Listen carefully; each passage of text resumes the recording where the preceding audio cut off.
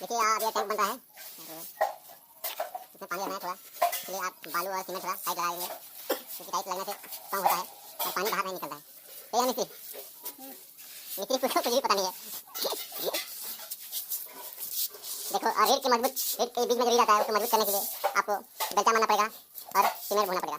और इस तरह से डिजाइन फिटिंग करना है। करने से रीढ़ का हड्डी थोड़ा दुर्बल हो जाता है। इस तरह से नहीं पास मार के नहीं पाएगा अंदर। ये क्या प्लास्टर है? ये तो धीरे धीरे रिलीज होगी, पक्का करेगा।